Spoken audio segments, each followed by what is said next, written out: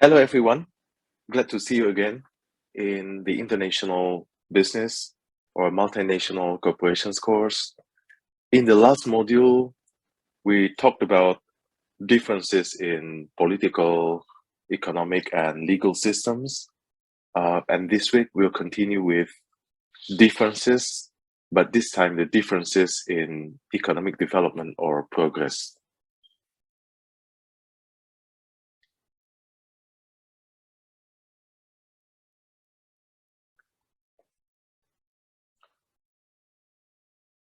Okay, so this is the agenda for our discussion today.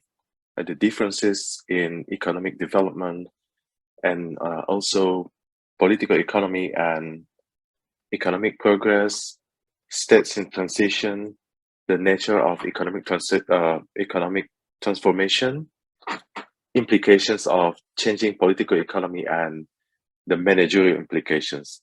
So we'll begin with see here the graph that portrays the differences in economic development. So the common measure that we use now in gauging economic development or progress is the GNI per capita, like gross national income per capita.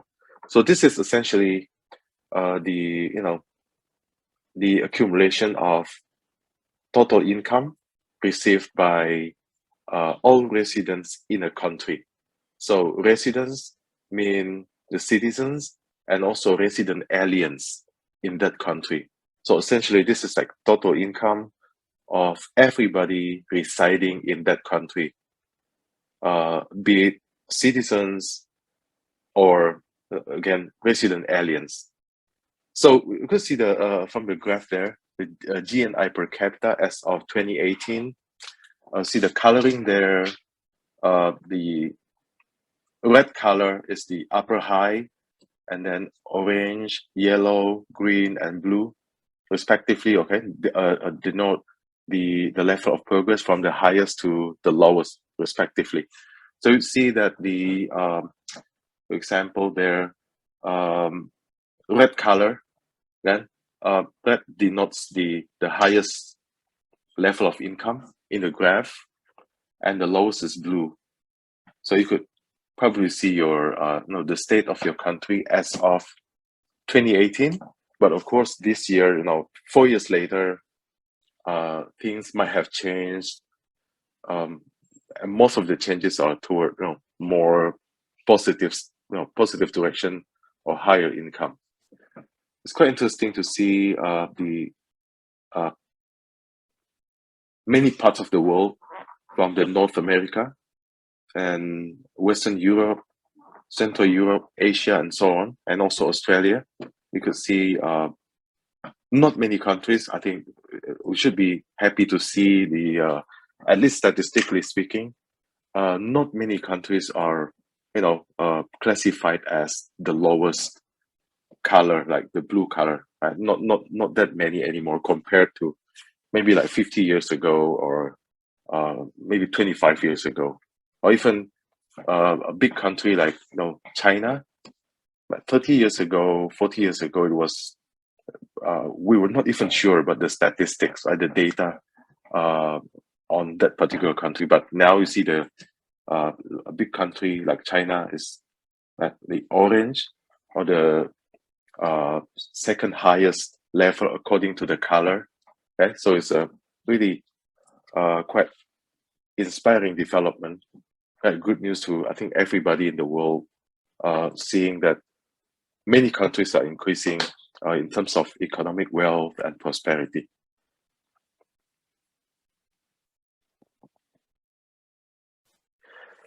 However, when we talk about like GNI per capita, or maybe another rough measure would be like GDP per capita.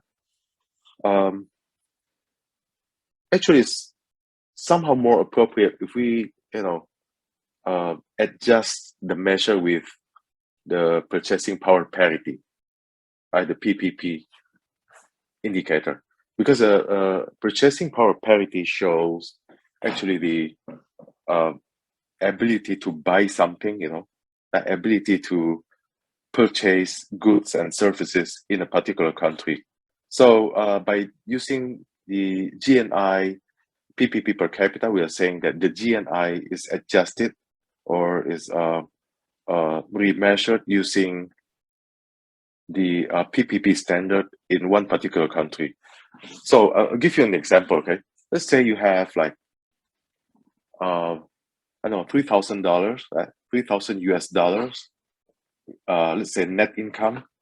So you have the gross income and then cut by taxes, pension fund, insurance, and other things. Let's say you have like 3,000 disposable income to yourself or to your family. With $3,000 in the United States, maybe you could rent relatively, uh, good apartment, right? Yeah, not luxurious one, but acceptable, right? Relatively acceptable house or apartment.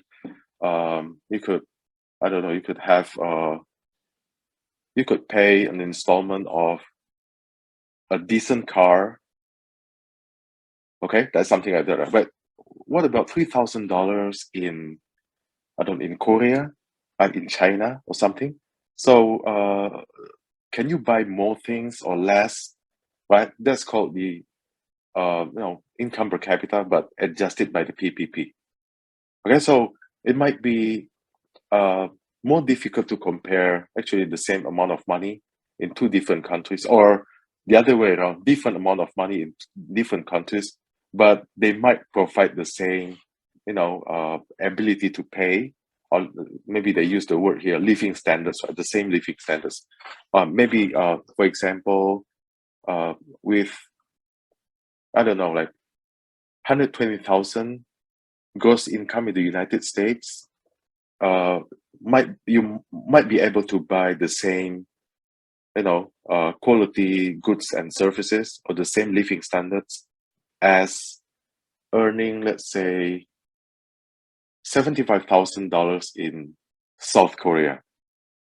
Yeah, maybe I'm just giving an illustration. So that's the comparison. Maybe because in that particular country, with only 75,000, you could buy a quality car, a relatively nice house, like and good living standard. They would compare to like 120,000 in the United States, and yeah, something like that. You could imagine. So you could see there are a lot of improvements in color compared to the previous one. Okay, for example, if you see even uh, maybe the country above China, the Russia, I guess. According to GNI per capita, like the pure GNI per capita, the color is like orange. The second level, with respect to coloring, to denote the income. But with the purchasing power parity adjustment, it shows the color of red, so it's the highest level. So with the purchasing power parity, we see many shift right toward a higher level of income, because with the purchasing power parity in many countries, many parts of the world, actually they could buy more products with a certain amount of US dollars as comparison, or a higher living standard with the same amount of US dollars compared to it is in the United States. That's, I think, the what we try to describe here. Okay, so the next one would be the GDP growth. GDP growth rate. You can see the color there. From the lowest growth rate would be blue, the highest would be red. But this is the GDP growth rate. Okay, not the not the amount of GDP or the total GDP, but the growth rate. You could imagine that if a country has grown very large, the growth rate will be lower because it has been large. You can see there, for example, the United States, the color there is light green, which denotes a growth rate between 1 to 1.9%. So the growth has been moderate and low because the GDP has been very large. But if you look at a country like China, right, in East Asia, it's quite easy to see, right? The growth rate is still now in the color of red, which is more than 4%. But again, this is as of 2018. So uh, things have changed because of the pandemic and also some other developments in every region. But look at China, right, with a red color, because the growth rate is still relatively high. Uh, like China began like developing properly, okay, so to speak, since 1979 or 1980. So they still have plenty of room for maneuver in terms of economic growth. That's why the growth is still good. And many countries you see in Africa, in Asia, they still have like relatively uh, large growth rate. Potential growth rate is still quite good. Even Australia, so Australia, the color of yellow, which denotes the growth rate of 2 to 2.9%. Right? So other regions like North America is like light green, moderate growth rate, or even lower because it has been growing for so many decades or even centuries. Okay, so this shows that um, less developed countries, like in many parts of the world, they have a lot of like growth potential. So the potential is still great and open. Um, this makes that international business for multinational corporations. Um, you could go there, go to many other places, especially the less developed countries. They still have like big potentials. But as always, right, in the world of investment, we always say high risk, high expected return. So if you go to places with higher expected returns, most likely you'll be faced with higher risks as well. I think that's a natural consequence of doing investment, right? A high risk, high expected return. But if you go to strong countries with very good legal system, has been stable politically, strong economy, and robust countries, then of course the risk is low, but the expected return is low as well because there will be a lot of competitors. It's like we call it like red ocean. Right? You're going to a red ocean, meaning that there are so many like sharks and whale and sharks there because it's crowded, right? So the ocean is crowded. We call it red ocean, crowded with competitors with a high level of competition. But if you go to a blue ocean place or country, then the competition is less, right? So less stiff competition, but of course the risk would be higher because maybe the infrastructure is not ready, the legal, political, and economic systems are relatively less stable than developed countries. But again, you have higher expected returns there. Okay, so there's one guy here, famous guy, Amartya Sen. So he was Nobel Prize laureate. Um, he was, looking into another perspective, which was more qualitative. So he was saying that not only could we see, like economic development from the quantitative perspective, like GNI per capita, GDP growth that we just saw, but we should also, like take into account the qualitative factors, like according to Amartya Sen, something like you see the removal of major impediments to freedom. I think that's the keyword there. Let me underline here.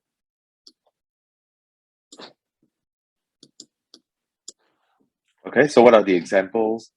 That the removal of major impediments or hindrances to freedom, from poverty, from tyranny, and also from this one, right? Poor economic opportunities, systematic social deprivation, and the negligence of like public facilities, and also like intolerance of repressive states. Okay, so some this kind of obvious problems in maybe in many countries, especially less developed countries. There's something about poverty alleviation, the issue of poverty reduction, also tyranny by the I don't know, the totalitarian what's that, leaders, poor economic opportunities. Maybe in some countries, many parts of the world, they still have um like imbalanced opportunities, right? A group of people from that country with wealth, with political power, they they have like higher opportunities to send their children to top schools, and consequently, those children will be more likely to hold top positions, right, in the government offices, in state-owned enterprises, and even in private companies, because the economic opportunities are not that balanced, right? Beginning from the education system and also the social networking and something like that. Okay, and then social deprivation. Again, this is about like let's say um, prioritizing maybe a group of people in that country and maybe neglecting the rights of another groups or another group of other groups, or maybe some kind of disenfranchisement, okay, of like political right or social rights in that particular country, negligence of public facilities, and also repressive states. So this kind of qualitative factors also that they should be taken into account in measuring like economic progress according to Amartya Sen. Um, Hence, United Nations then developed this index, right, Human Development Index, to measure the quality of human life in different nations. So with the Human Development Index, I think the measurement is like broader, right? Not only about the economic achievements, like the income per capita or total GDP or GDP per capita, GDP growth rate, and other quantitative measures, but also the qualitative measures like again the reduction, education, the political opportunities, economic opportunities and balance, social social life in that country and so on. So if you look at the Human Development Index as of 2017, it's quite interesting to see the coloring there. Red denotes very high Human Development Index, and the lowest is denoted as blue. And somewhere in the middle, we have like green, yellow, and then and then blue. And look at the where you are staying right now. For example, in Seoul, in South Korea, it's red. Right? The Human Development Index is high. But if you look at the I think the country above it, right, the North Korea, the color is white. White means what? No data, no data at all from a country like North Korea. China has a green, uh, yeah, relatively high development index, Human Development Index, just below red. Right? So green is like the second highest level, in terms of the coloring. Other countries, the yellow, Australia with red, North America with red, uh, many parts of Africa still has like blue color and yellow. So still a big challenge there to improve the Human Development Index. So again, this measure at the Human Development Index, takes into account both the quantitative and qualitative factors.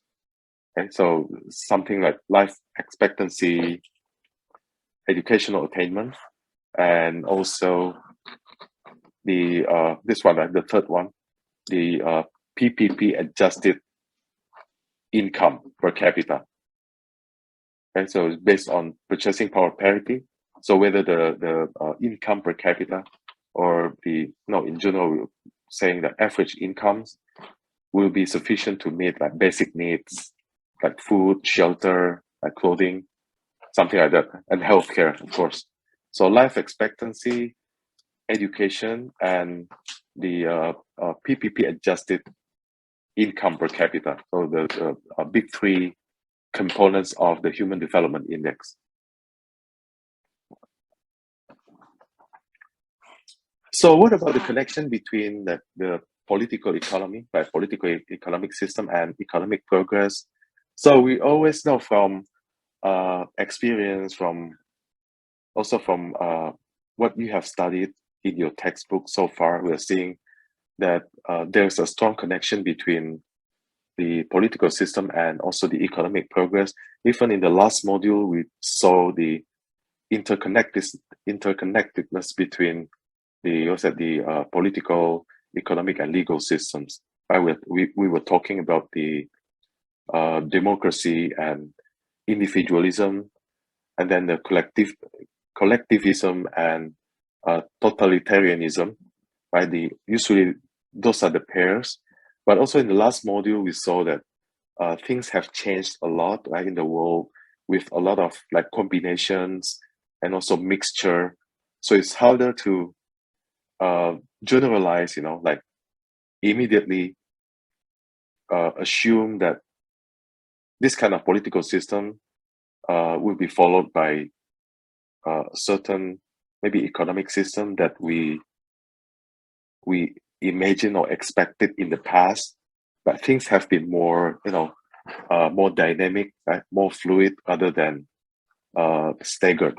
So let's see here the nature of the relationship can be untangled into a few generalizations. So again, we have to be more careful, I think, in modern times to generalize things. But again, we'll study this kind of the classical, connections or generalizations. Like innovation and entrepreneurship are engines of growth, and then innovation and entrepreneurship require market economy.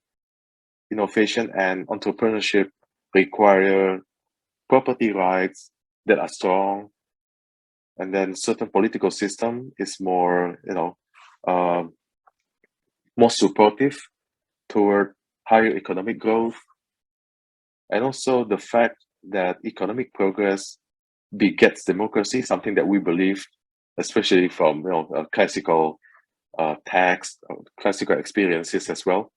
And then the connections among the geography, education, demographics, and economic development.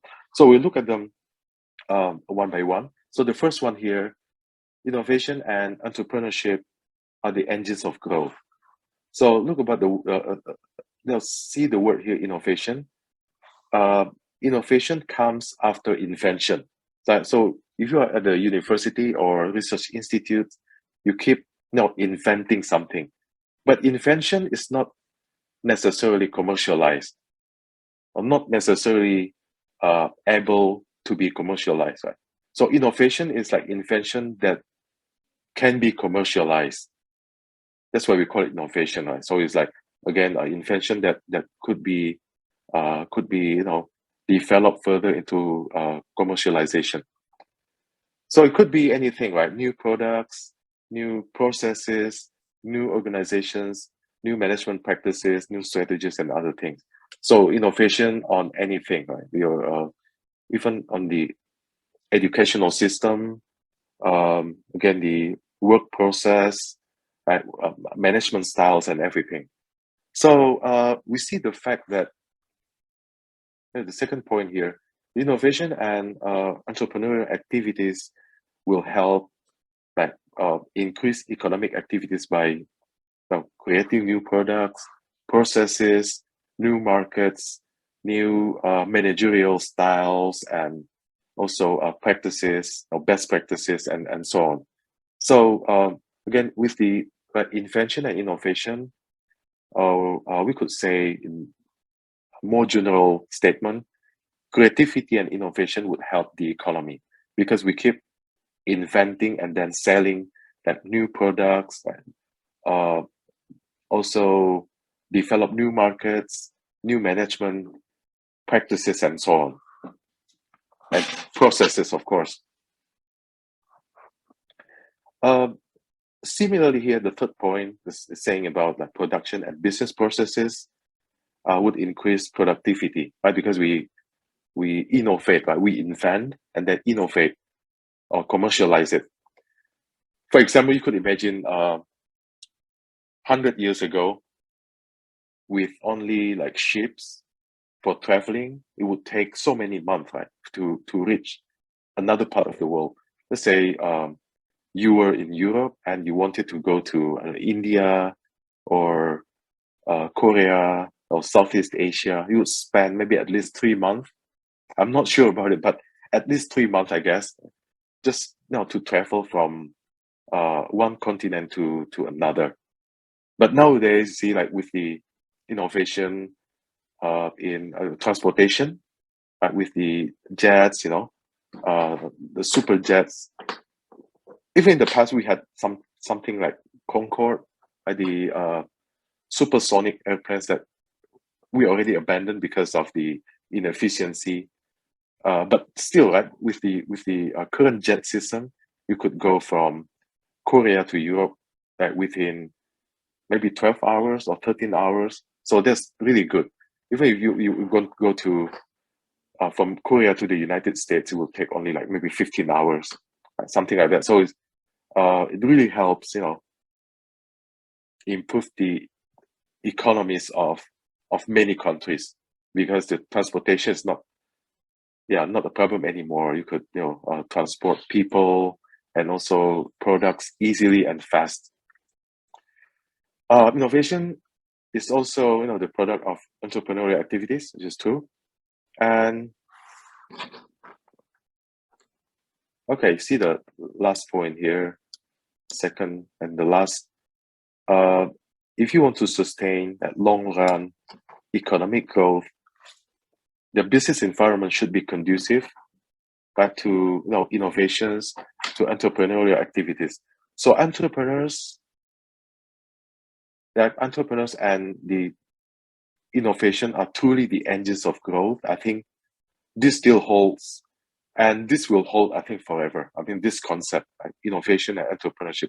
That's why, as a country, if you want to develop faster, you have to again spur the innovation spirit and also entrepreneurship by, you know, um, supporting your citizens, your people, your residents in general, to be, more innovative, with entrepreneurial spirit, right? You open up all the funding, uh, to finance their expansion, to plan the seed money into startups and everything, right? This is very important because, again, innovation is the key, right? Key to development, especially, if we look at the long run prospect of a country. Again, without entrepreneurs, then it's very unlikely for the country to develop in the long run, of course, because you don't have like someone um, or people who will continuously, develop new products, new processes, making things more efficient and so on. And like uh, an entrepreneur, right, is, I would say, like the most dangerous job, right, risky job in the the value chain, right, the business cycle. You could imagine if you have a business, um, first you have to create your products, goods and services. So to create the let's say a particular good, you need your inventories. So you will buy your inventories from your suppliers.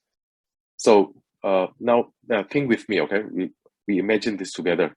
So first you have to pay your suppliers. So your suppliers get the money first, right? You pay them. So with the inventories, now you could create your goods. Who will make the goods? of course, your labor, and of course, you have your staff, right? Your labor, your staff, from again staff level, middle management, and also your top executive. So the people there, people inside your company, within the company, receive the money later, right? So you already paid your suppliers. Now you pay your employees. Okay, so now we have goods and services to sell. So to whom do you sell the goods and services? Of course, to your customers. So your customers will enjoy what's that the values, so the satisfaction, right? The benefits of the products that you make. So they enjoy it, right? So the next stakeholder that enjoys your products is the customer. So you earn some money, right? You got some money from customers. Next one, of course, you have to pay attention to your environment, right? This kind of issue, ESG, environmental, social, and governance. So you need to do the corporate social responsibility. We call it CSR. Okay, so you do the CSR, you give donations, you sponsor some environmental works or events, sports events and everything. So you do the CSR, right? Corporate social responsibility. So the society, the society surrounding you, they get money from you, right? The next stage. Then what else? Then you need to if you have borrowed money from banks or issued bonds to your creditors and something like that, then you have to pay the interest payment. Right? You have to pay interest to your bondholders, your to banks or other creditors. So you pay to your creditors. Then the next one, you have the pre-tax earnings. Then of course you have to pay the tax or taxes to your government. So it could be state and federal governments. So you pay taxes. And finally, you have the earnings after tax. Then you decide on the amount of dividend to be distributed to your stockholders. So the stockholders, like the entrepreneurs, they receive the money last. Okay, so this is, I would say, the riskiest among all the stakeholders.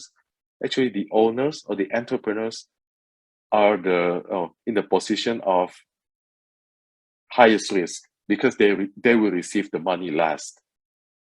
However, if something happens, whose money will be lost from the beginning? Of course, the owner's money, right? The entrepreneur's money.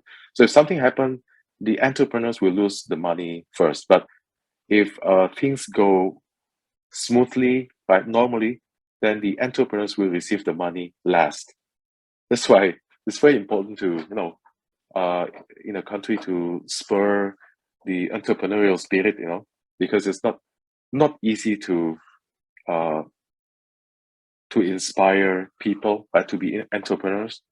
It's easier to inspire, for example, new graduates, right? In let's say SKKU, it's much easier for, let's say, the university or even the country to encourage the new graduates to work for multinational corporations or for government offices or any other organizations, because now working, of course, we are not saying that working is always easy or easier than the others, but at least if you work, you know that you will get the promised salary and sometimes the bonuses and something like that, right? So things are more certain. But being entrepreneurs, of course, it offers a lot of potential. You could be a billionaire, you could be a millionaire or billionaire, but the risk is higher as well, right? So the second point there, innovation and entrepreneurship require a market economy. So again, this is I think relatively true, okay, based on our, again, observations and life experience, real life experience. You see that market economy, like in the previous module, we saw that actually it's not a matter of like ethnic or some kind of the characteristics that you inherited by birth. It's not something like that, but more about the ideology, the economic system. Like for example, the difference between one country and another, even with the same, with the same ethnic majority, they might perform differently because of different economic system, right? Like what we discussed last week. Okay, so we see that in the real life experience, it shows that countries that use market economy are more likely to prosper than those with like control or command economy. Okay, and yeah, of course we know that there are a lot of factors uh, that affect that achievement. Right? See the first one here. Successful innovations, right, allow the entrepreneurs and also the businesses to reap rewards in the form of high profit. So in the that's the I think the major obstacle there in a planned economy or command economy, because entrepreneurial spirit is somehow discouraged, right? Because we don't have much incentive, right? If you want to be an entrepreneur in a command economy, right? You could mention some countries with that kind of direction, like North Korea, for example. Of course, you don't have much incentive to be entrepreneur, to develop new inventions or let alone innovations, because we know that um, we are not really rewarded, so we don't want to spend too much effort because um, I think human is basically a utility maximizer. We call it utility maximizer. So we try to maximize our utility. So if you know that if you work harder but you're not rewarded accordingly, then yeah, you reduce your effort, right? You won't think too hard, but you won't be too diligent at school because you know that when you graduate, you work for certain maybe state offices, or you'll be assigned to something that you're not sure about. So you don't have the incentive, you don't have the self motivation to work harder, to study harder, to find something, to excel technologically or something like that. The next point here, innovation and entrepreneurship requires strong property rights, which is so true because with the protection of this kind of property rights, intellectual property rights especially, then again you are rewarded by finding something new, like new processes, new products, new technology, new anything, right? This again the engine of growth. Remember, innovation and entrepreneurship are the engines of growth. So this kind of protection is really, I think, the one of the keys in any country to retain the talents, especially. Like having talents is one thing. You could, I mean, you could mention, right, countries in many parts of the world, maybe from your countries, right, from Korea, from China, from Hong Kong, from Europe, right, from France, Finland, from Germany. So we have so many talents. So having talents is one thing, but another thing is to retain the talents. But so if the place or your country is not attractive enough, then you can't retain the talents, right? The talents will go somewhere else, right? That's another unfortunate fact, And you see, like many countries, you could mention like India, right?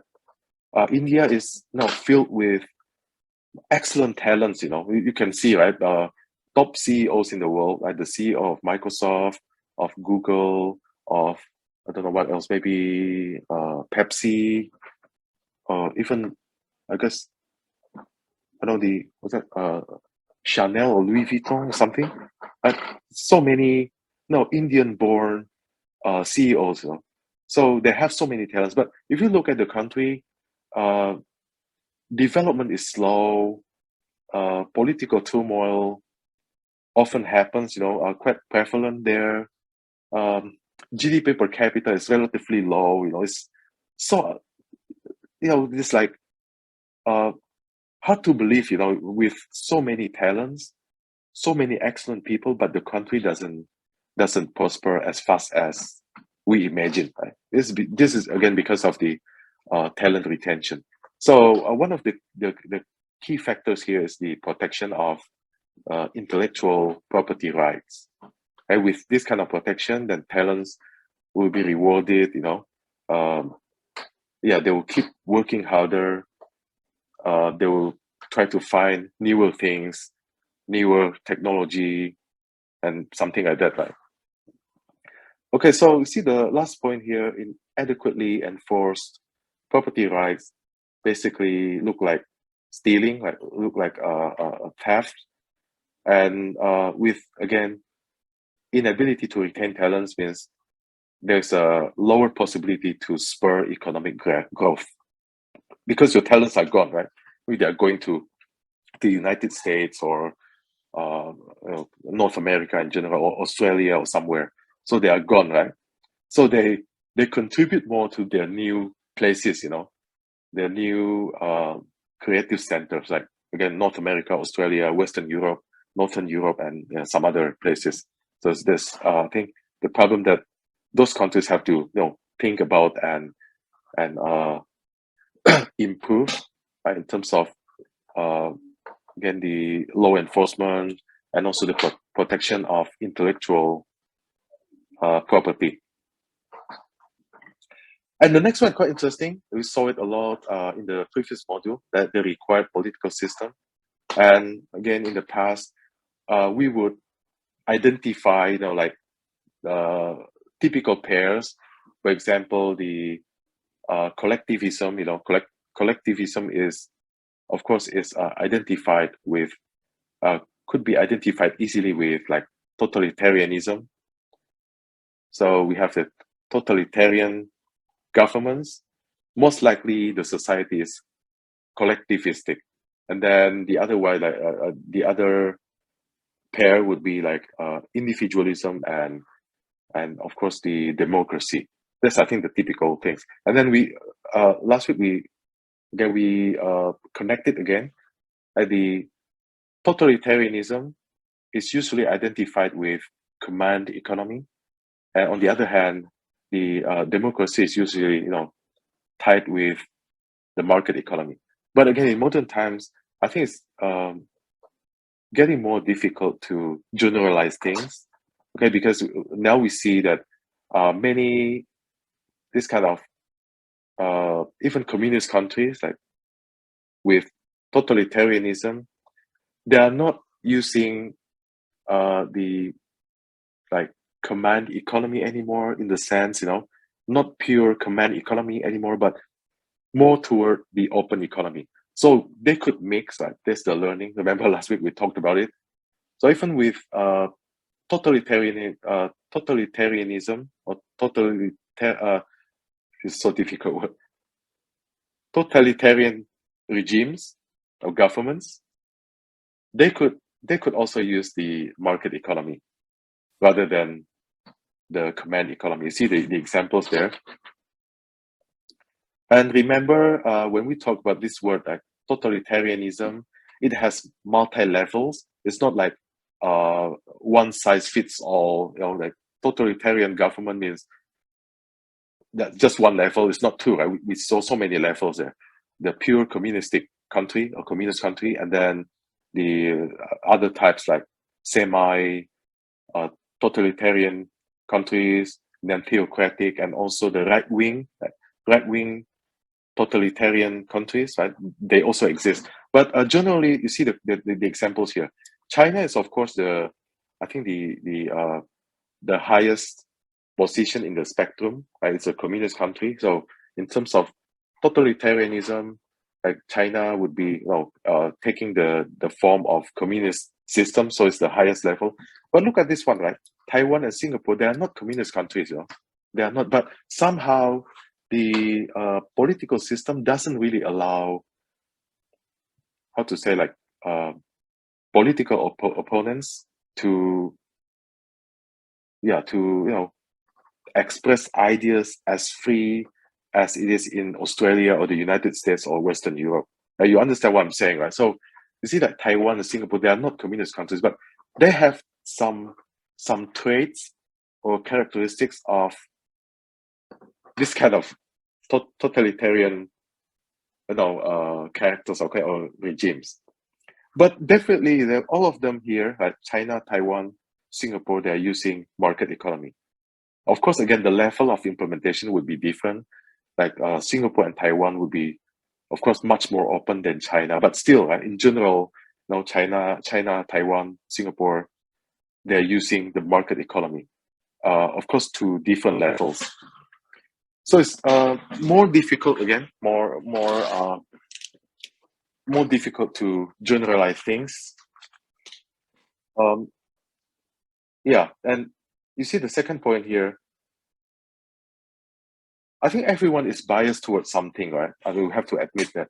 So, for example, when we use a lot of the Western concepts, in democracy and also market economy, I think we tend to believe that now the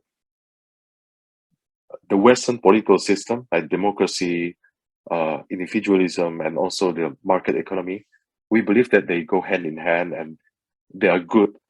That they benefit a country that believes in it.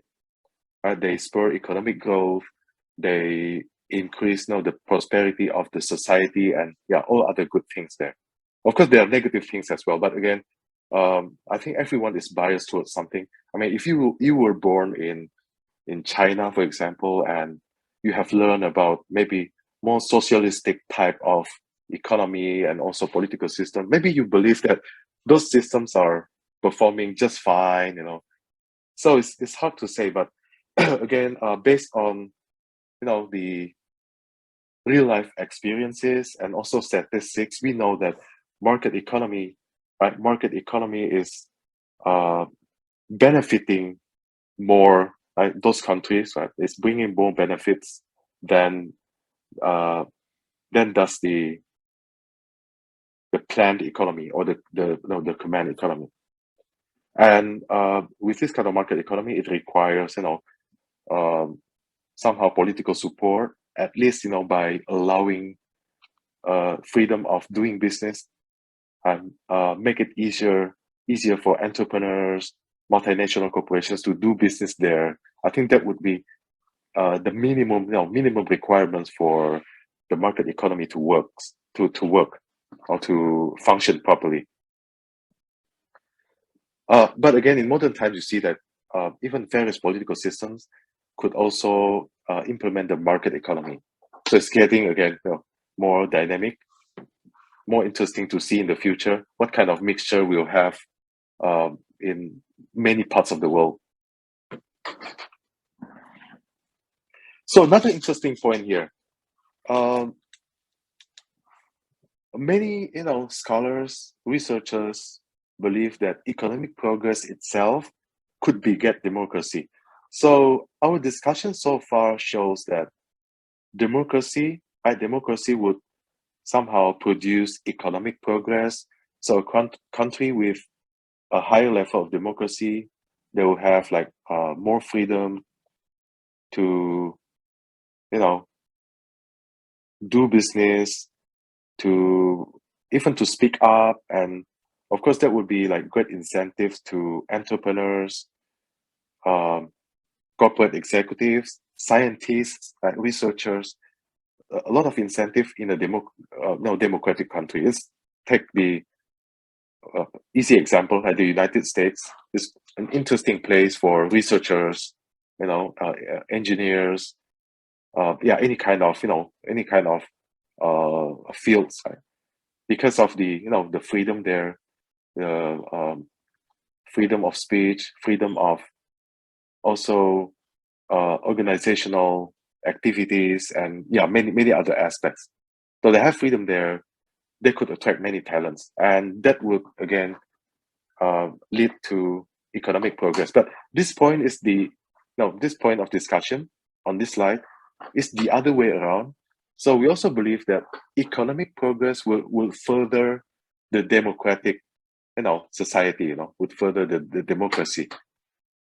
This is also true, I think, because if you think about it, if the society is prospering, they begin thinking about a higher level thing.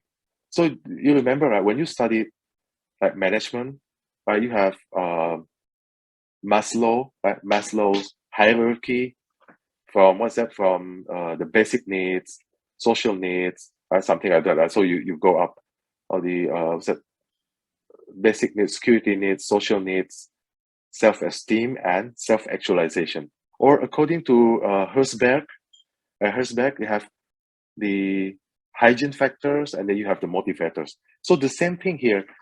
You can imagine that if the society is poor or less developed, they wouldn't think too much about higher things. They would just focus on, getting daily food, basic salaries to just to sustain their life with their families. They don't think too much about what democracy, living standards, future education. They won't talk about what financial technology or artificial intelligence, big data analytics, and something like that. Right? They wouldn't think about them. But when you progress, right, you become more prosperous, um, more developed as well. So now you start thinking about higher things like democracy and freedom of speech, right? Your what's that? Uh, Willingness to be involved in helping others, right? The altruism and something like that, right? So you start thinking, no, about bigger things. That's what happened to I think many countries. Like you could right now you're in Korea, South Korea, um, has been a developed country, so it's like uh, the what's that? The willingness, the demand, the requirement is also higher beyond the basic, uh, you know, like income, the demand for a better income, but they also demand for many other things like higher democracy, uh, like protection for what's that? The employees, like labor union, uh, unemployment benefits and something like that. So you see, like all developed countries, when they develop, the society asks for more, higher things. Right? So this, I think, this is so true as well. So we see the endogenous, we call it endogenous relationship there. So democracy might lead to or will lead to economic progress, but in turn, economic progress will also beget democracy. So it's like endogenous process there. The next point is about geography, education, demographics, and economic development. You see here, geography. This is quite interesting because, uh, yeah, beginning from Adam Smith, right, the Wealth of Nations, we believe that geography could affect economic policy and also according the economic growth. Why is that so? Let's look at this guy, Jeffrey Sachs. So he was saying that certain societies are more likely to engage in trade because of their locations. Okay, maybe they're located, I don't know, in uh, the center of transporting, right? The center of, I don't know, the like intercontinents route. Okay, just for example, what China is saying right now, like the Belt and Road initiatives. So the trade will go through now the center plane, right? For example, China, Korea, Japan, somewhere there. So this kind of intercontinent transporting place will have a higher opportunity to increase trade. But if you're located somewhere like in the middle of, I don't know, the Pacific Ocean, maybe you're less likely uh, to trade much. Okay, you're still doing trading, of course. This is like modern world with very good transportation, and also information technology. So it's not much a problem anymore. But still, right, if you're a country located in the like in the again the intercontinent plane, then you're more likely, or you have a higher chance or better chance to trade or increase your trade. Um, the second point here, education, of course. I think every country wants to improve the education of its citizens because education is the key. You have the technical skills being taught there. You see, like uh, maybe in the past, okay, sometime in the past, we would say that education was not let's say, or might not be the strongest determining factor, okay, that define maybe successful group of people. Yeah, you can take even this still exists in many countries. You know, like if you go to a less competitive country, you check that many of the like educated people, they end up being like employees somewhere, you know, in private companies or public companies or government offices or something like that. But if you look at the list of like billionaires or millionaires, they are filled with uneducated people. How could that happen? That could happen because, you know, in the past the competition was, you know, was not that stiff, you know, and maybe that country is a monopolistic country or oligopolistic country where there are only maybe 2 to 3 companies uh, having a grip in a certain industry, right? So if the country has, let's say, the, I don't know, agriculture or automotive industry, and there are only 2 companies competing there, you could imagine, right? You don't need any innovation whatsoever. You don't need any new things whatsoever. Just keep selling because your buyers don't have any other choices except the 2 companies. Okay, that's why they could prosper even without any proper education. But if you talk about today's economy, where the international competition is really intensive, so if the country doesn't have like technically strong or educated people, then those kind of jobs and also products would be what would be taken over by people from other countries, right? That's I think that this could happen easily nowadays. Of course, there are some countries that still lock their countries from outside world. But again, remember, if you do that to another country, other countries will do the same thing to you. Okay, for example, you lock in, you're saying that I don't want to import. I'll just I will just prioritize my domestic products. I will ban imports. I will put high tariff or quotas or any kind of protectionism. But you know what? Other countries will do the same to you. When you export, they will do exactly the same policy that you enact on their products. So it's impossible. The retaliatory policy will be enacted by other countries. So here's the more like open competition, right, among all the countries in the world. So you want to educate your citizens, want to prepare them to have better technical skills, right? Yeah, better experiences as well in their educational curricula, internship, and something like that. Why? Because people, like human capital is the key, right? If you have like talents, you have strong human capital, then you have a higher likelihood to be successful as a society or a country. What about demographics? This is quite interesting one, demographics. So we're seeing the fact that growing population would increase the supply of labor. Growing population. That's why some countries are quite concerned about low growth of population, like Japan, and some to a certain extent China, right? Because of the one-child policy for a long time, the birth rate has declined, right? That has taken a nosedive. Now you change the policy to, I don't know, maybe three children policy or something, right? So to increase the growth population, the growth of the population. A similar problem with like Japan, low birth rate. Also, Western Europe, United States is still okay, still mixed because the southern U.S. sees a lot of population growth.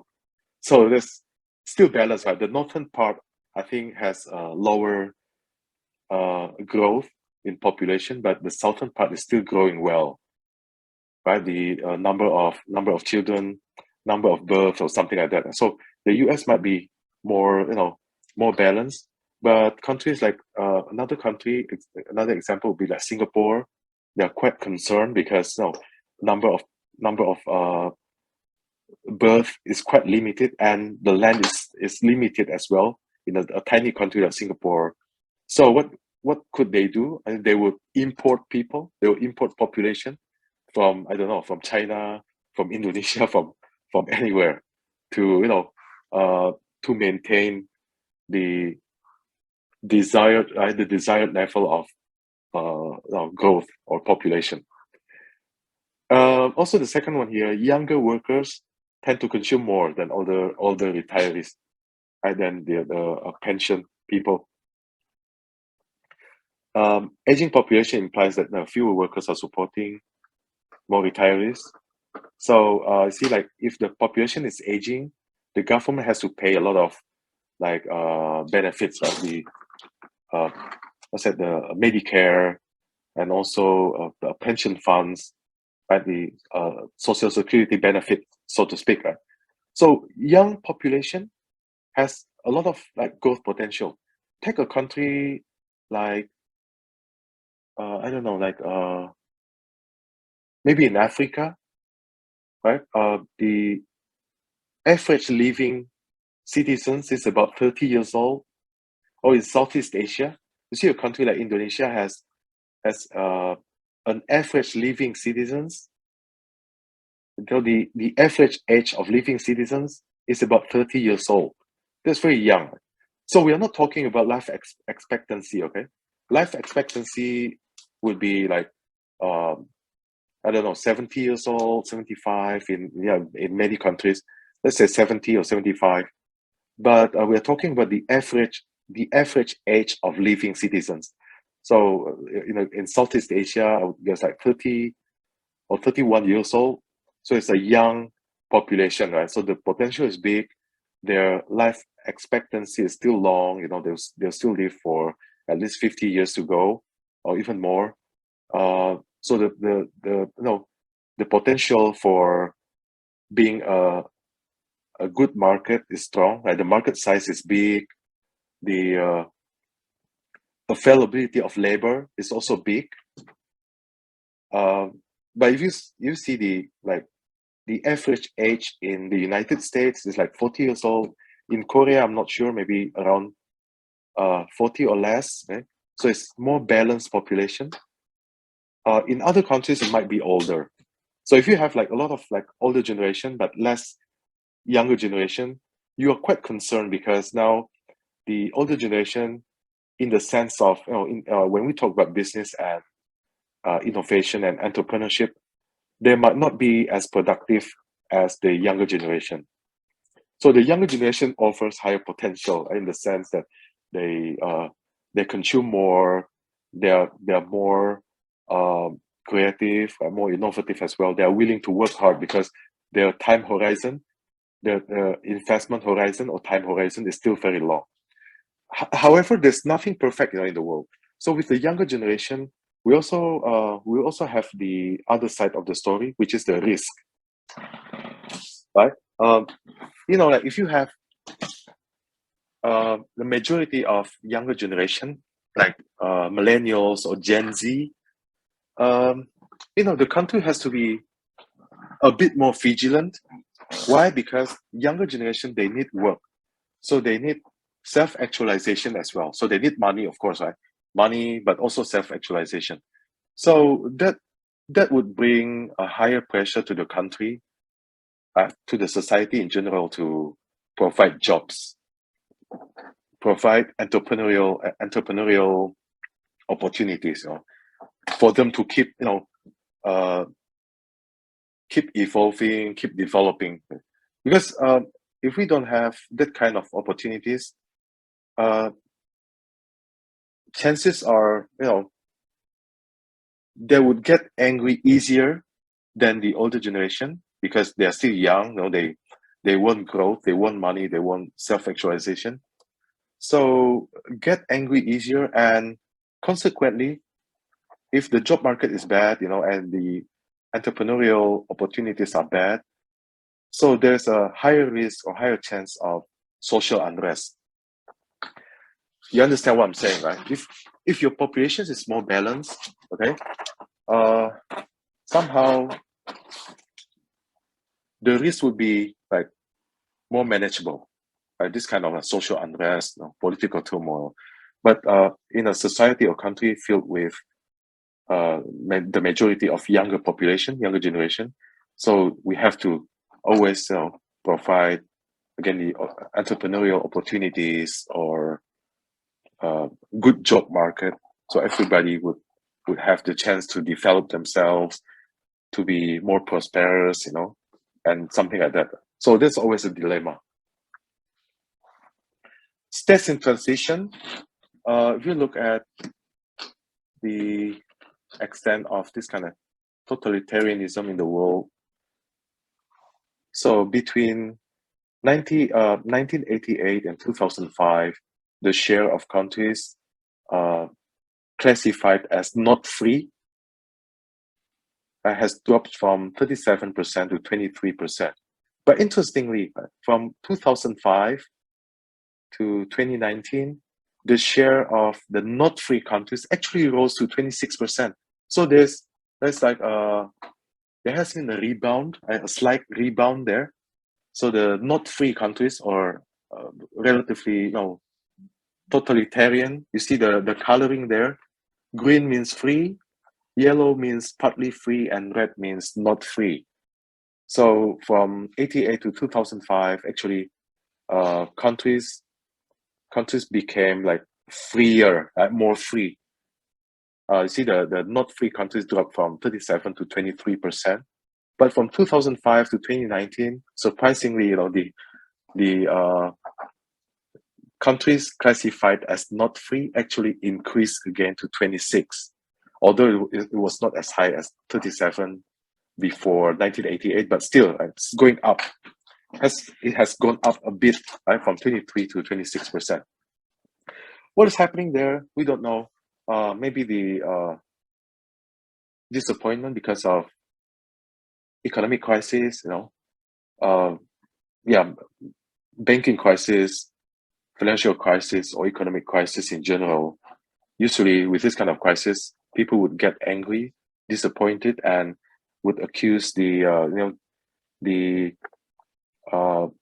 excessive market economy, so to speak. Okay, they might say that the market economy that has been implemented in that particular country has been excessive, has been detrimental to poor people, has produced a larger gap between the rich and the poor, and some other logics or rationals.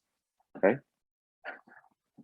so we could see here three major rationals that would account for the spread of democracy.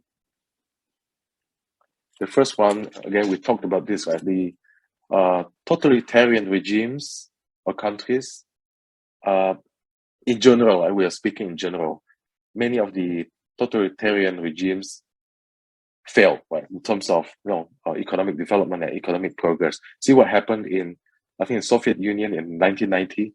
The impoverished economy finally led to the dissolving of Soviet Union. Although today we are seeing that the might be the returning of the union or the empire, but in 1990, that's the bad economy, right? Impoverished economy that led to this kind of dissolution of the Soviet Union. Also with new information and communication technology, so it's harder for countries to to tell lies to its citizens, right? Of course, some countries are still doing that. they ban all kind of foreign television channels, no satellites, so the citizens could only access the national television produced by the country or by the the ministry there. But again, with the ICT, right, the modern information and communication technology, they could somehow got the signals from the satellites, even with uh, very simple radio, they still could access the outside news, so it's getting harder for a government to tell lies to its citizens, right? So uh, they could access news, they could watch movies, they could decide by for themselves, right? They're seeing, you see, uh, development in other countries. Those countries are using like market economy, they develop well, they're prosperous, they could buy many good things, they could have access to bank financing, right? They could be like entrepreneurs, the that they could find new technologies, engineering, other startups and everything. So this kind of technology really empowers people, uh, making it harder for countries to to fool its citizens by making misleading information. But of course, things still happen. This kind of fabrication, fake news and everything still happens, even in the most developed country in the world or something. It still happens, right?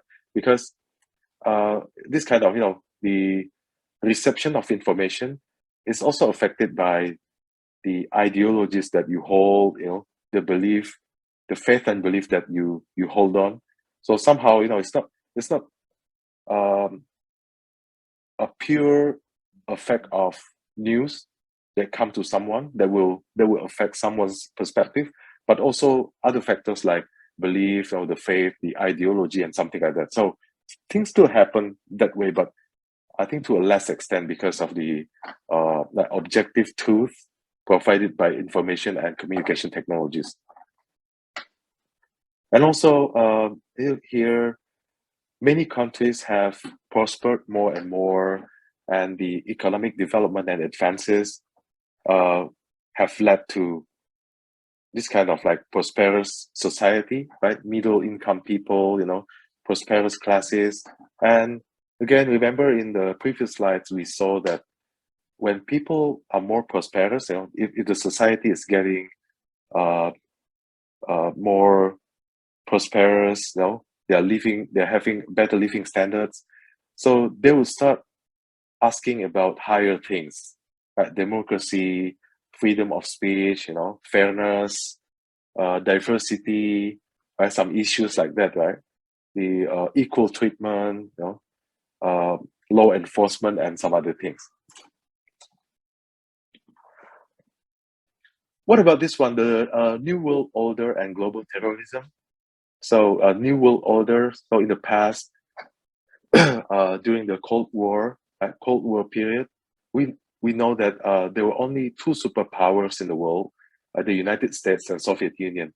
But then Soviet Union was dissolved, no more. Although the bigger piece still exists, right? Russia, the biggest piece of Soviet Union, still exists and develops, right? Russia, but in general, after the Cold War period, the United States was the sole superpower for a long time. Before, in the last, I think in the last maybe 10 to 15 years, we know that the world order has changed. Now we have like another powerful country that has appeared, like China. Russia is still there. Western Europe is getting stronger because you are in the Union by the EU. So it's like somehow it resembles, the old time, Roman Empire, or the more recent like Holy Roman Empire, the Austrian Empire or something. So it resembles that kind of system, right? At the end, because you keeps adding members to the union. So you see the New World Order is quite interesting. So I have the United States, the superpower, but the um, the upcoming superpowers like China, Western Europe, Russia is still there as well, and maybe in the Pacific they have like Australia, right, which is very powerful in the Pacific. So it's more dynamic, right? More dynamic. The civilizations, and all kind of things. So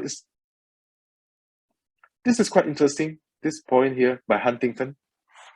So Samuel Huntington, he theorized that like the modernization, the prosperity, the improvement in non-Western societies could actually result in a retreat toward traditional values. This is quite in opposite to the previous conjectures, right? Yeah, maybe not really conjecture, but findings or experiences that we saw in the previous slides. So we were saying, right, in the previous slides that if you develop further, right, you progress, you prosper, you begin thinking about higher things like democracy, this kind of like equal treatment, diversity, and something like that. But Huntington found, a slightly different conclusion. Okay, so he was theorizing here that actually many societies after their modernization process, so after they are modernized, some of them or many of them might retreat toward the traditional system. So we might see the resurgence of, so in this point here, you see an example, Islam, right? Or the same thing everywhere, resurgence of like that traditional way of life. Okay, that could happen as well. So which one is more, accurate in describing the world situation right now? We don't know, right? Only time can tell. But you see, there are two opposite, uh, findings, right? Two opposite theories. The one says that when you prosper further, you'll be more modernized, so you will adapt, the market economy, the democracy, so like higher things, freedom of speech, these kind of characteristics are usually portrayed by the Western societies. But on the other hand, here Huntington theorized that it might be the other way around. When you prosper, you start remembering the old time grads. You start talking about, oh no, in the past we were, what's that, Roman Empire, we were Holy Roman Empire, we were, what's that, maybe Ottoman in Turkey, or in China you were the, I don't know, like a Ming dynasty, or even the Han dynasty of the old times. In Korea, you might dream of the old times of I don't know, Joseon dynasty, or some other names, like Japan, also Southeast Asia and everything. So this is a theory, right? Again, which theories could describe the world circumstances more accurately remains to be seen. Right? Only time can tell which direction we are heading. I think this is like the crossroads, right? This like 2022, after the pandemic, with a lot of the what's that? The new powers, right? The upcoming superpowers everywhere. So it's like a crossroad of time that will define, which direction the world is heading, right? Whether to a more like modernized world according to the Western characteristics, or each region will just having the nostalgic moments after being modernized. They have the nostalgic, or uh, returning to the old dreams of the past success, the glory of the past, or something like that. So it remains to be seen which direction we are heading.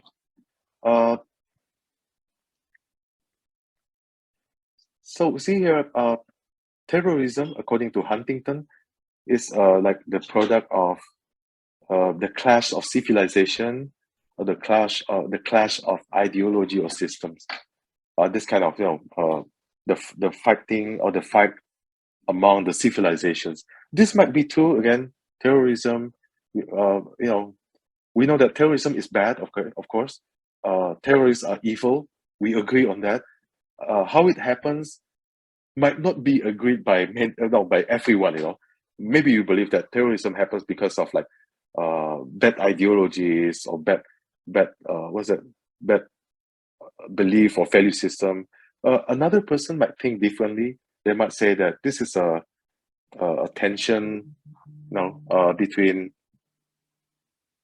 civilizations. Okay, for example, if you debate over the war right now, right? If we talk about terrorism, invasion, or something, it's always bad, right? There's no other reasons that say, "Oh, this is like justifiable" or something. This is evil, right? But why it happens could be debatable. There's something that I think quite beyond our our course, because we are in the international business, so we focus more on the business side. But again, the reasons when we debate over the reasons of happening, everyone might disagree with one another, but of course the effect, the what's that the truth, the hard truth on the field is quite clear. Terrorism is a bad thing, and nobody wants to uh, to have this kind of like business relationship with terrorists or with bad people, right? For sure. Then the spread of market-based systems. After, for example, 1980s, the transformation that many countries have transformed from the command economy to market economy. So command economy or mixed economy to market economy. So the rationale, of course, is the economic progress, better economic performance shown by the market economy countries. It's quite obvious. However, I think we reiterate this point again, that economic freedom doesn't necessarily equate political freedom, because again, in modern times they could mix between the political system and the economic system. So politically, some countries like Singapore, this is not a communist country, but somehow in terms of political freedom, they're not really providing such freedom. But with respect to the economic system, they are very free. They are a free nation, right? Economically, but politically they are not that free. So there's a mixture. Even a country like China, even in the extreme side of the spectrum, a communist country, the totalitarianism with the first type, like communist country, but in the economy they are not what's that, command economy anymore. But they are relatively free, right? Resembling the open economy or the market economy. So you can see the graph there from green, right? Green, that green, very free, to to light blue, not ranked, okay? But red is repressive. So see the color there, from green to light green, and then yellow, orange, red, and dark blue. So you see green, the green, like Australia, is considered free. Then the light green, like in North America, in Western Europe, Northern Europe as well. It's I think Western and Northern Europe, we see a combination of light green and yellow. China is like China, Russia, orange. So mostly unfree, right? Orange means mostly unfree. And then red would be repressive. See some red countries there. But you see most countries is in the mixture between light green and yellow and orange. Okay, so more and more countries are having the light green and also yellow. Moderately free is yellow. Yeah, orange is still mostly unfree. So I think, yeah, time will tell, the development of the economic freedom index. So economic transformation. What are the characteristics of transformation? See, the first is deregulation. Right? Deregulation. Uh, you see the word there, deregulation. Deregulation means we we cut the deregulation, especially the restrictive ones. Regulations, they are not friendly to entrepreneurs or to business community, are being reduced or cut. That's why we call it deregulation. And then privatization here. So the selling of state-owned enterprises to private owners, to make the companies more efficient, with better governance, better monitoring, more growth-oriented as well. Right? Some benefits that we expect from privatization to improve the previously state-owned enterprises. Then legal system, especially the property rights protection, the law enforcement, intellectual property protection, especially, right, the stronger legal systems. So this kind of economic transformation, these kind of factors that speed up economic transformation would really lead to higher economic growth, because of the improving ambience or the atmosphere in that country, like political, economic, and legal atmospheres.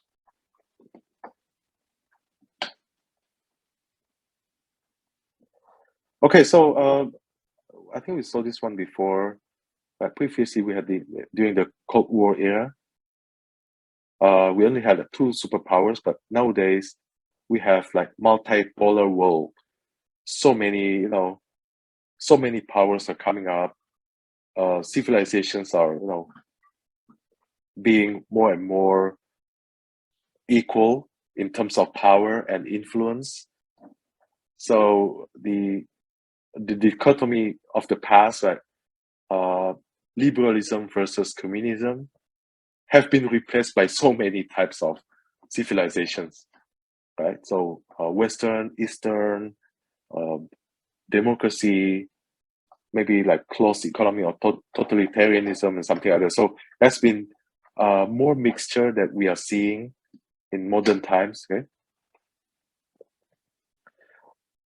Look at the second point here. There's no guarantee that democracy will thrive in, let's say, the world's newer democratic states, especially if they experience like economic crisis, financial crisis.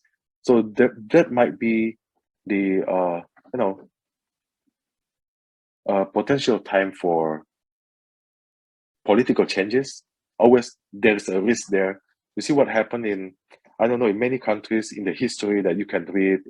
Whenever there was an economic crisis, then appeared a certain political party or someone that offered this kind of consolation, this kind of dream.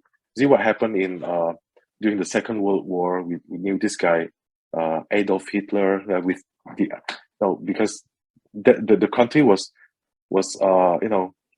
falling into depression, right? Very deep crisis because of the war, war settlements and everything. So this guy came up with this kind of like consolation and giving the society like certain dreams that we could turn back, we could turn around, we could rebound by doing this and that. Similarly, I'm not sure in other countries, and the overturning of government usually happen after an economic crisis or financial crisis, right? So I think every country, every government doesn't want a crisis to happen because chances are, if an economic crisis prevails, then the turning around of government is very likely, uh, beginning with like protests, demonstration, and everything. That's why every country, every government tries to keep the economy healthy and robust. No financial crisis is expected, or is uh, yeah, is desired by every government in the world. Managerial implications, uh, international business, international trade. What are the benefits? Of course, we could capitalize on the market size. If you go international, you go to that country. Its population is big. For example, in Southeast Asia, although not all countries in Southeast Asia are developed and prosperous countries, but the market size is about 600 million people. That's a huge market size. And also, if you go to a country with high purchasing power, then you could sell your products there. For example, if you're Samsung, you go to the United States or Western Europe or anywhere with high purchasing power, or your major expectation would be you could sell your products there. And also future growth prospects. So you might go to a country with like low income right now, but they have a very bright prospect in the future. For example, I think this has been done by China. You have been going to many African countries, to Southeast Asia, to everywhere, Central Europe as well. Right now, maybe their incomes are not that big, but you know that they have a lot of potentials. The growth prospect is really high in those countries. Yeah, exactly. You see this point here. Investing early in countries that are currently poor but growing rapidly, actually we could be the first mover advantage, right? We're a firm. Uh, if you're a company, you go there earlier, you could, you could benefit from the first mover advantage. Uh, what are the costs? One of the costs would be, uh,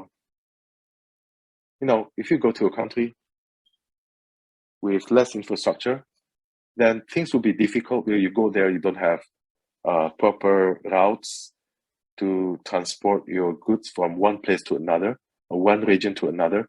Then you have to pay more expenses, right? Have to disburse more expenses because the infrastructure is not good or underdeveloped. Yeah, another problem, I think we talked about it, the local laws. Maybe the laws are not not really favorable to you. They're not friendly, not favorable to you. So maybe you have to find some loopholes, legal loopholes. You have to work harder, do things harder to win the competition. Or maybe the regulation is costly because their corruption is rampant. If you Again, going back to, I think, the previous module, moral versus money. So if you are aimed at earning money only, then maybe you are willing to compromise. You're willing to circumvent any regulations just to get the money, get the things done. But if you have high moral standard, you want to maintain the standard at home and also in the host country, then you want to prevent yourself from doing this kind of things, right? The bribery, the corruption things. But even with even without corruption, in many countries, regulations could be costly because now you have to pay for many administrative expenses, um, registration, and this kind of uh, legal matters are costly, and it takes a long time. So it's delaying your ability to sell and something like that. Right? What are the risks? Maybe political instability, economic mismanagement, and again, bad legal system or inadequate legal system, and also the weak protection of property rights. And many other examples that you could mention. The risk of international business. Things are not as familiar as they are at home. Like if you go to another country, you have to learn about the culture, the language, the style of working or negotiation, the management style, the belief system and everything. So if we don't get it right or we misassume things, then maybe things will not go well, and there will be some chaotic circumstances. Maybe our products are being boycotted by the society. Nobody wants to work for our factories, and some other examples. Things could happen. And also the legal system. If you fight in the court, do you have the fairness that you find at home? You hire a lawyer, a business lawyer, and you fight fairly in the court. But if you go there, you're not sure whether there is such a thing. Maybe the corruption is so rampant and so obvious. So the fight in the court will be determined by the amount of money or something like that, and also the property rights violation. Sorry. So if you go to a country and your products are being copied and also counterfeited there, and it's being sold in the market, can you imagine? You complain and you try to sue, but whom will you sue? Like the small and medium enterprises that counterfeit your products and sell them, and maybe they get political support from the local government and also the central government there. So it would be more difficult. Right? It's not like if you come from a developed country, you have all the law infrastructure in place. If another company counterfeits your products, then you just sue the company, and most likely you win. You get the what's that? You get the money, right? The compensation from the defendant and something like that. But if you go to whatever countries with weak intellectual property protection, then you might not be able to do much. Even you sue whatever the small company or the medium company to the court, not sure you can win. And even if you win, maybe you get nothing. And I think this kind of fact has to be just accepted by you, okay? If you go to such countries. So if your products are now being copied and sold by other companies, and you don't get any compensation, let alone the royalty, okay? You might not even win in the court. Okay, so I think that's all about the differences in economic development. Of course, there are many other aspects that we could discuss and look into, but I think that's pretty much the differences. Okay, thank you for tuning in. I'll see you again in the next module. Thank you.